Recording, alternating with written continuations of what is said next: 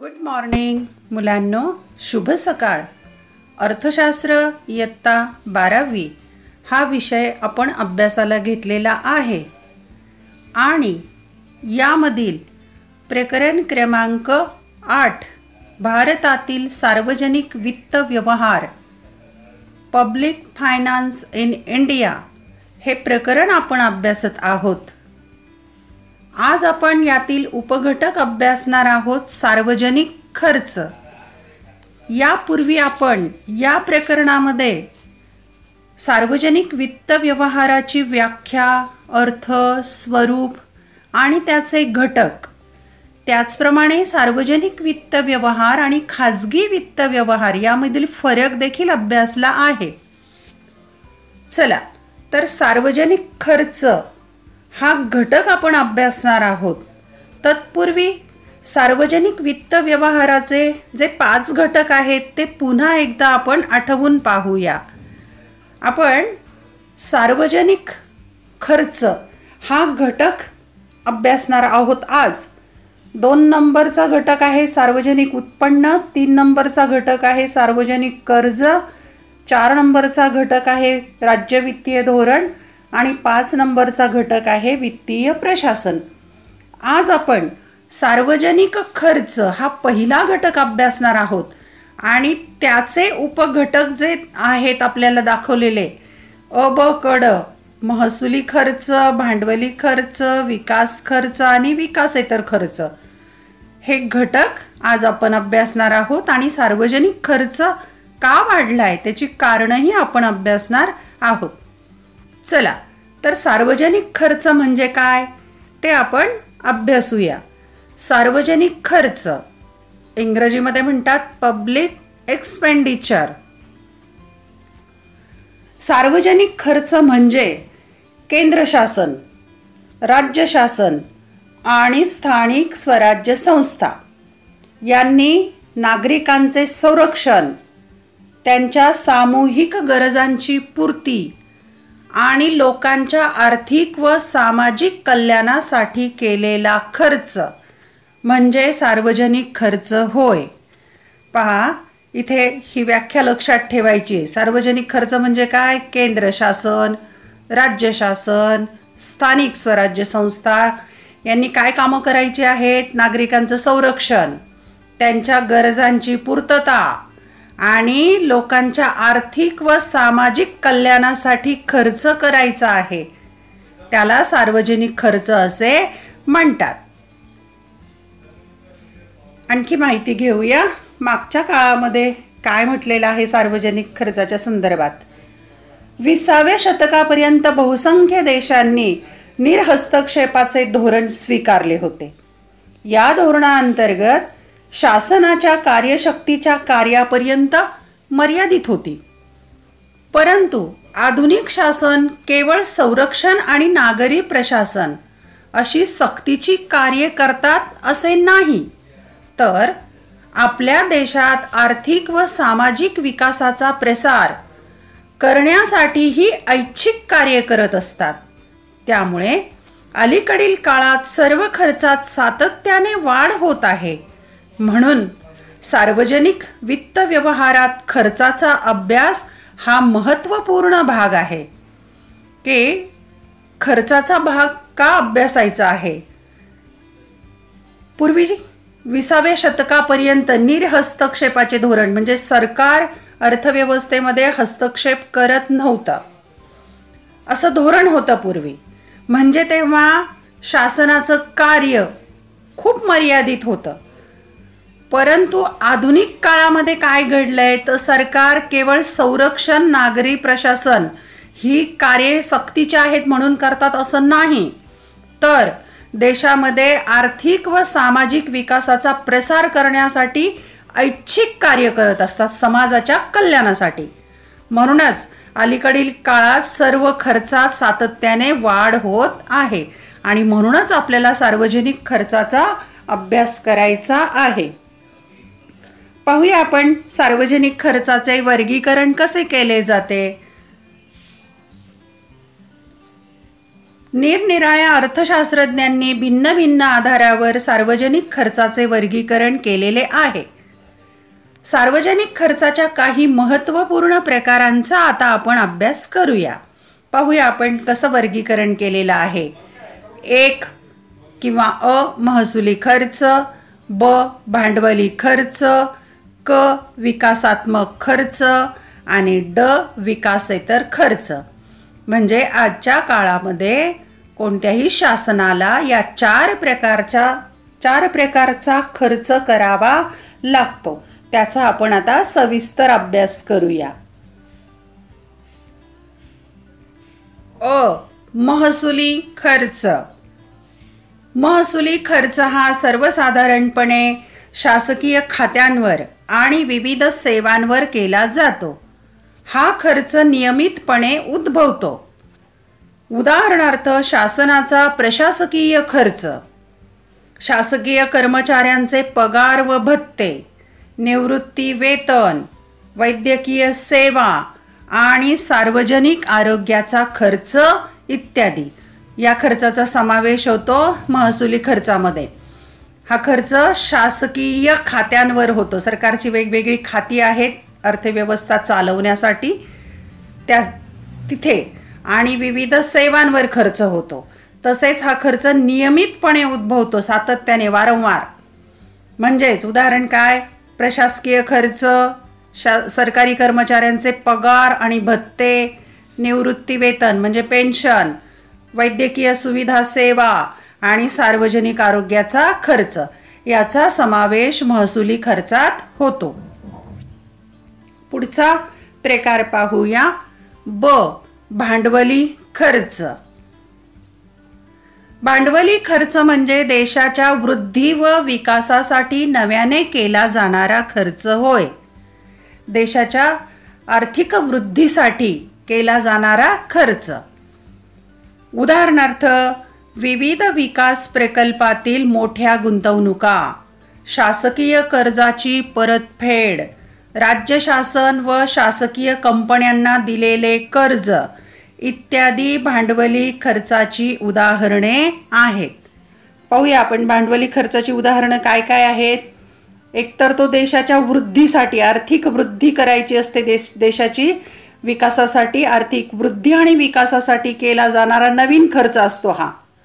विविध सरकारचे प्रकल्प, उदाहरणार्थ रेल्वे, बंदरे किंवा वेगवेगळे मोठमोठे लोहपोलादाचे कारखाने उभारणं, अशा क्षेत्रात गुंतवणूक केली जाते. सरकारी कर्जाची परतफेड, जागतिक बँकेकडून किंवा परदेशाकडून घेतलेलं कर्ज असतं त्याची फेड.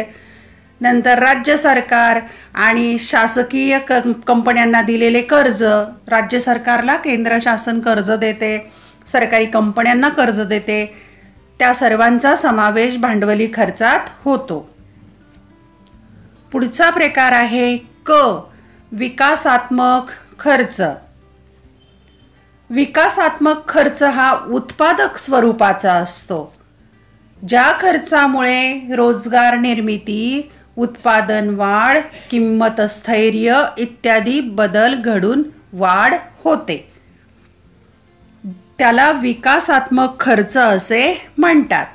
उदाहरणार्थ आरोग्य, शिक्षण, औद्योगिक विकास, सामाजिक कल्याण, संशोधन आणि विकास यावरील खर्च इत्यादी. देशाच्या आर्थिक वृद्धी आणि विकासासाठी करावा लागणारा हा विकासात्मक खर्च आहे. तो उत्पादक आहे, म्हणजे त्याच्यापासून नवीन उत्पादन निर्माण होऊ शकतं. हा अतिशय उपयोगी अशा प्रकारचा खर्च आहे. काय काय घडतं त्या खर्चामुळे? रोजगार निर्माण होतो, उत्पादनात वाढ होते, वस्तू सेवांच्या किमतीमध्ये स्थैर्य निर्माण होते. म्हणजे विकासात्मक खर्चामुळे चांगले बदल घडून येतात. उदाहरण काय काय आहेत त्याची? आरोग्य, शिक्षण, उद्योगधंद्यांचा विकास, समाजाचं कल्याण, वेगवेगळ्या प्रकारचं संशोधन आणि विकास यावरचा खर्च म्हणजे विकासात्मक खर्च होय. आणि ड प्रकार आपण पाहूया. विकासेतर खर्च म्हणजे विकास करण्याच्या व्यतिरिक्तही खर्च असतो. शासनाच्या ज्या खर्चामुळे देशात कोणताही प्रत्यक्ष उत्पादक परिणाम होत नाही त्याला विकासेतर किंवा बिगर विकास खर्च असे म्हणतात, की हा खर्च केल्याने देशाच्या विकासाला उत्पादनात भर पडत नाही. उदाहरणार्थ प्रशासकीय खर्च, युद्ध खर्च इत्यादी खर्च अनुत्पादक स्वरूपाचे असतात. अनुत्पादक खर्च कोणता आहे? प्रशासकीय खर्च आणि युद्ध खर्च. याच्यापासून उत्पादन वाढत नाही, म्हणून ते विकासेतर खर्च आहेत. आता पाहूया आपण स्वातंत्र्यानंतर भारताच्या सार्वजनिक खर्चामध्ये कशी वाढ होत गेलेली आहे ते या तक्त्यामध्ये आपल्याला दाखवलेलं आहे. माहीत करून घ्या स्वातंत्र्योत्तर काळातील सार्वजनिक खर्चाच्या प्रवृत्ती कशी वाढ झालेली आहे. इथे पहिला रकाना अनुक्रम नंबर, दुसऱ्या रकाना वर्ष आणि तिसऱ्या रकान्यात एकूण खर्च कोटी रुपयांमध्ये दाखवलाय. 1991-92 साली 72,317 कोटी रुपये, 2001-2 साली 3,62,450 कोटी रुपये, 2005-6 साली 5,06,123 कोटी रुपये, 2009-10 साली 10,24,487 कोटी रुपये, 2015-16ला 11,95,025 कोटी रुपये, 2016-17ला 13,74,203 कोटी रुपये, 2017-18ला 14,35,233 कोटी रुपये, 2018-19चं प्रमाण आहे 17,29,682 कोटी रुपये. पहा, सातत्याने आकडेवारी वाढत गेलेली आहे. 91 पासून ते 2019 पर्यंतचं प्रमाण घेतलंय. सातत्याने सार्वजनिक खर्च वाढलाय सरकारचा. कारण काय आहे ते आता आपण सातत्याने वाढलेला सार्वजनिक खर्च का आहे त्याची कारणं आता आपण अभ्यासणार आहोत. पहा, सरकारच्या सार्वजनिक खर्चात वाढ होण्याची कारणे. अतिशय महत्त्वाचा प्रश्न आहे हा. भारतासारख्या विकसनशील देशाच्या एकूण सार्वजनिक खर्चात वाढ होताना दिसून येते. काही महत्त्वाच्या कारणांचा आपण अभ्यास करूया. पहिलं कारण आहे शासनाच्या कार्यात वाढ. दुसरं कारण आहे लोकसंख्येची वेगाने होणारी वाढ. 3 वाढते शहरीकरण. 4 संरक्षण खर्चात वाढ. 5 लोकशाही शासन पद्धतीचा प्रसार. 6 भाववाढ. 7 औद्योगिक विकास आणि 8 आपत्ती व्यवस्थापन. या सर्व मुद्द्यांचा आपण सविस्तर अभ्यास करूया क्रमाने. नंबर 1, शासनाच्या कार्यात झालेली वाढ. या अगोदर वर उल्लेख केल्याप्रमाणे देशाच्या सामाजिक आणि आर्थिक विकासाकरिता आधुनिक शासन अनेक कार्ये पार पाडत असते.